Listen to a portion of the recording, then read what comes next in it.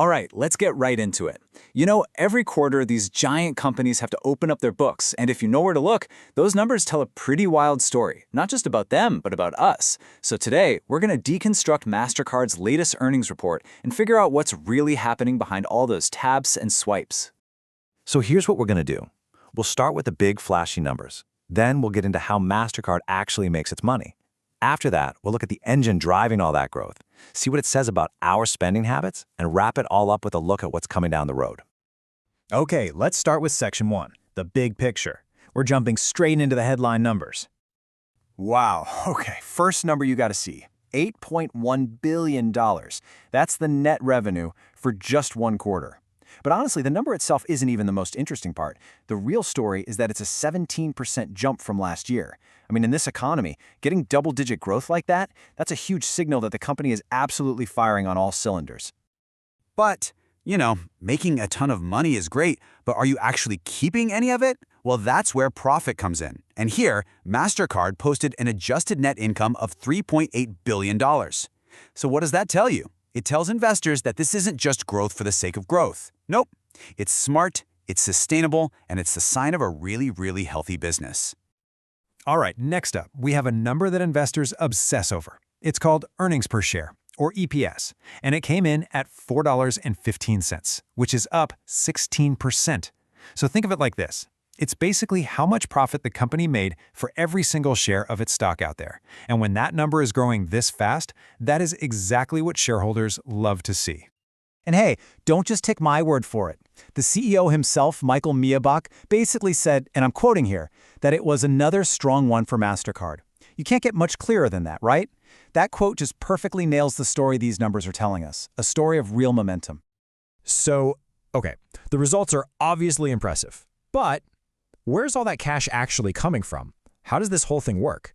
Let's get into it and break down their business model. And this is where things get really interesting.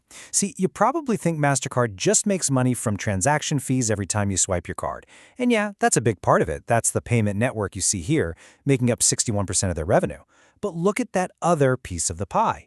Almost 40% comes from something called value-added services. This is not some little side project, folks. This is a massive core part of their business now. So let's break that down. The payment network, that's the classic stuff, right? It's like the highways that all the money travels on. They get a little toll every time. But the value-added services, that's all the high-tech stuff. Think cybersecurity, super smart data analytics, loyalty programs, all the tools they sell to banks and stores to make the system safer and smarter. It's a huge area of growth for them, and it shows they're not just a payment company anymore. All right, so we know what they did and how they make their money. Now let's dig into the why. What's actually fueling this incredible growth? Okay, before we go any further, there's one piece of jargon we gotta get straight. Gross dollar volume, or GDV. It sounds complicated, but it's really not. It's just the total amount of money spent on everything using a Mastercard. Every single coffee, every online purchase, every cash withdrawal. It's basically the best way to measure just how much activity is happening on their network. In this chart right here, this tells the whole story. Look, the total volume, that GDV we just talked about, grew by a very healthy 9%. That's great. But the real standout? Cross-border volume. It exploded by 15%. What does that mean? It means international travel is back in a big way, and global online shopping is stronger than ever. We're not just spending more, we're spending more all over the world.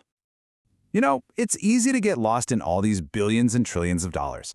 But at the end of the day, all these numbers come from us, from you and me, from the choices we make every single day.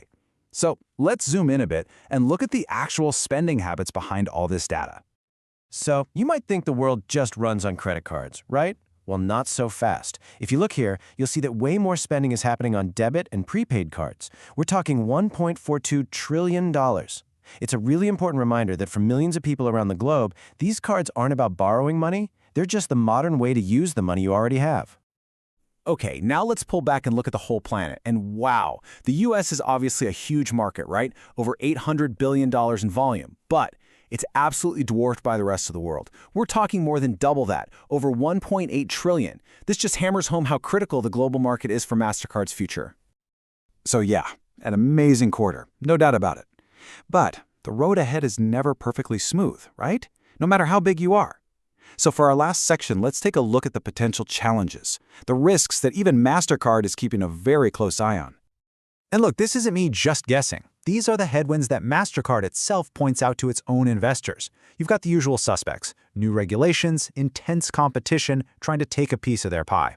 Then there's the constant, non-stop battle in cybersecurity. And of course, just the general chaos of global economics and politics. It's a whole lot to juggle, and they have to navigate it all. So what's the bottom line here? Mastercard is absolutely crushing it. It's being powered by its massive global network and its really smart move into those digital services we talked about. But the world doesn't stand still, right? The landscape is always changing. So the big question, the one that really matters, is this. With all this momentum, how will they handle the curveballs from a shaky global economy and ever-increasing competition? The answer to that? Well, that's going to be the story to watch.